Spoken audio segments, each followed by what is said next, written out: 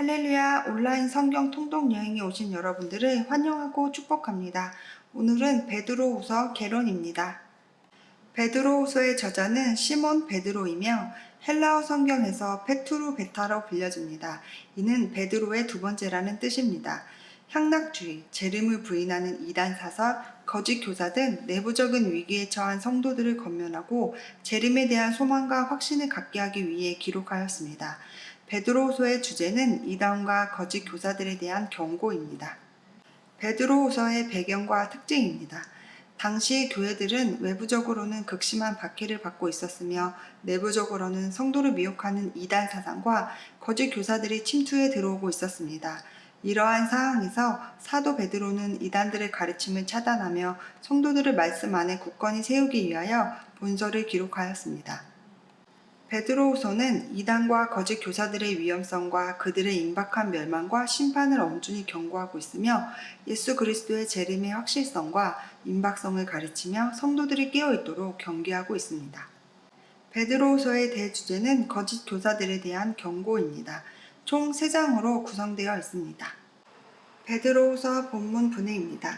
1장은 신앙의 성숙에 관련하여 기록하였습니다. 1. 인사. 거짓 교사들의 잘못된 가르침으로 인한 교회 안의 문제를 잘 아는 베드로가 하나님과 우리 중 예수를 알므로 다가오는 은혜와 평강이 있기를 인사합니다. 은혜와 평강은 올바른 지식에서 옵니다. 2. 참 지식. 하나님과 그 아들 예수 그리스도를 아는 지식은 성도로 하여금 덕, 지식, 절제, 인내, 경건, 형제우애, 사랑이라는 신성한 성품에 참여하는 자가 되게 합니다. 3. 확증된 진리. 하나님의 구원과 하나님을 위한 봉사에 대하여 분명한 확신을 가지고 있어야 합니다. 의심을 가진 성도는 결코 효과적인 사역을 못하기 때문입니다. 2장은 거짓 선생에 대한 경고에 대하여 기록하고 있습니다. 1. 거짓 선생의 속성. 이단들의 특성은 가만히 끌어들이며 주를 부인하고 호색하는 것을 따르며 탐심으로 지어낸 말로 이득을 삼습니다. 이러한 속성을 가진 거짓 선생들은 득세하는 것 같으나 결국은 패망하게 됩니다. 이는 하나님께서 오래전부터 그들을 심판하기로 작정하셨기 때문입니다. 2. 불의한 자의 심판. 심판의 대상은 범죄한 천사와 무법한 자들입니다.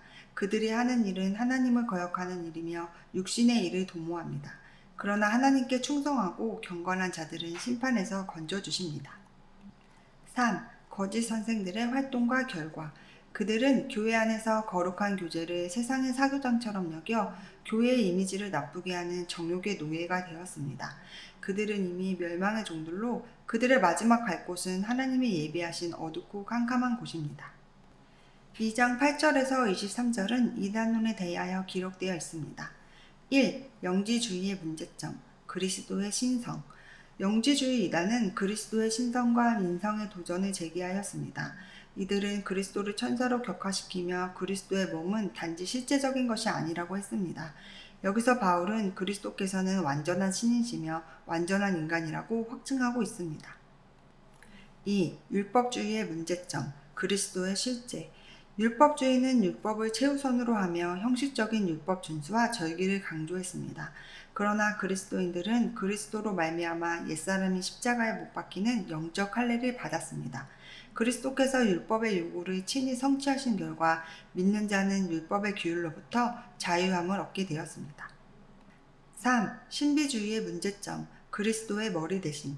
당시 겸손을 자랑했던 거짓 교사들은 인간의 능력으로 하나님을 이해할 수 없기 때문에 오직 천사들이 천상에서 하나님께 경배드리는 모습을 흉내내는 것으로만 하나님을 경배할 수 있다고 생각했습니다. 그들은 머리 대신 그리스도를 의지하지 않고 자신의 주관적인 체험을 따랐습니다. 4. 금욕주의의 문제점. 그리스도께서 면제하심. 자신의 육체를 채찍질하여 구원에 이를 수 있다고 주장하는 것이 금욕주의입니다. 이는 주로 율법주의와 신비주의의 부수물로 나타납니다. 이들은 하나님의 말씀보다 사람의 명령과 가르침을 중시하며 인간의 자율성을 크게 강조합니다. 3장은 주의 재림에 관한 약속에 대하여 기록하였습니다. 1. 재림에 대한 확신. 하나님께서는 더 이상 홍수로 세상을 멸하지 않으시고 불의 심판을 내리실 것이며 새 하늘과 새 땅에 영광 중에 통치하실 것이라고 말씀하고 있습니다. 그러므로 성도들은 거룩한 행실과 경건함으로 하나님의 날에 임하기를 바라보고 간절히 사모하는 자세를 가져야 합니다. 2. 재림의 의와 훈계. 우리가 진실로 예수님의 강림을 바란다면 우리는 주님 앞에서 점과 흠도 없이 나타나기를 힘써야 합니다. 사랑하는 자들은 거짓 선생에게 미혹되지 말고 굳세게 서서 그리스도의 은혜와 그를 아는 지식에서 자라야 합니다. 베드로후서의 삶의 적용입니다. 1. 말세가 가까워 오면 거짓 선생들이 나타날 것을 예언하고 있습니다. 우리도 정신을 차리고 영적 분별력을 가지고 신앙을 지켜야 합니다. 2. 주의 날을 사모하는 자는 매일 자신의 신앙을 점검하여 점도 없고 흠도 없도록 노력해야 합니다. 다음 온라인 성경 통독 여행 일정은 베드로후서 1장에서 3장입니다. 기도하시겠습니다. 사랑의 하나님 아버지, 오늘날 이단과 거짓된 종들이 교회 안에 깊숙이 들어와 거짓 복음을 전하며 사랑하는 성도들을 죄의 종들로 이끌고 있습니다.